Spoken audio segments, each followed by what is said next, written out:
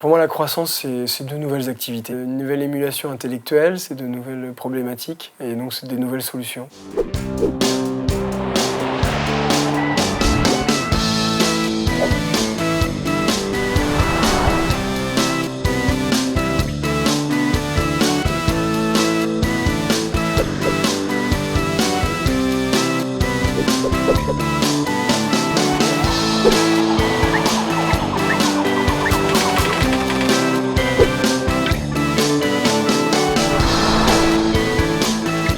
Petit Fleuriste, première.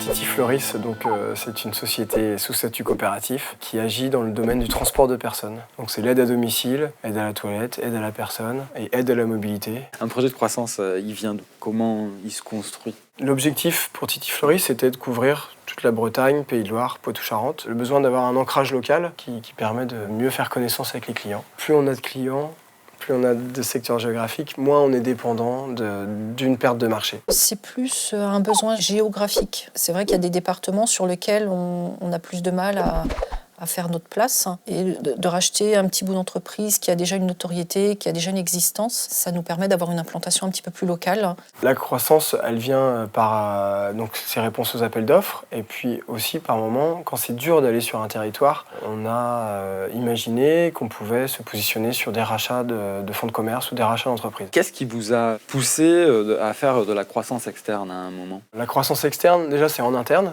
Communiquer chez nous sur le fait qu'on est susceptible d'aller vers une croissance externe. Moi, je suis assez moteur là-dessus et j'inculque cet état d'esprit aux équipes. Chacun vient avec sa personnalité dans la scope et du coup, il faut remonter des opportunités, que ce soit des opportunités métiers, des concurrents, des confrères qui seraient en mauvaise situation et dont le dossier peut être étudié. Quels outils vous avez pu mobiliser pour financer ces opérations? En 2016, ça a été de faire une levée de fonds pour rassembler des capitaux propres. Donc, on était passé par Finansol, qui nous avait mis en relation avec plusieurs organismes de la finance solidaire. Puis, sur les opérations de rachat de fonds de commerce ou de rachat de parts sociales, les banques souvent demandent des garanties. Donc, ça peut être BPI ou Socoden lorsqu'on passe avec le crédit coopératif. Mais on a aussi donc, une avocate qui a l'habitude de nous suivre sur ces dossiers.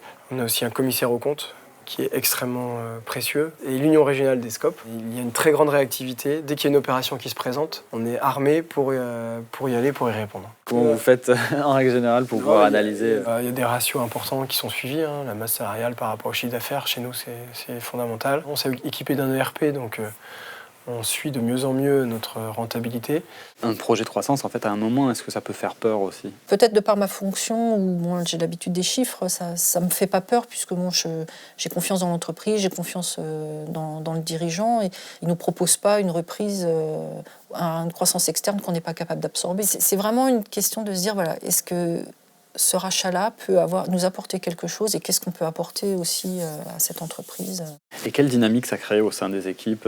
Il y a une certaine adrénaline quand il faut faire vite, quand les choses se bousculent à un moment donné, et puis de satisfaction finalement d'avoir mené un projet à son terme. Vous avez monté un groupe coopératif, comment vous y êtes pris? La loi Hamon permet donc de structurer aujourd'hui des groupements coopératifs avec une SCOP mère et une SCOP fille. Donc Titi Service a été transformé en SCOP.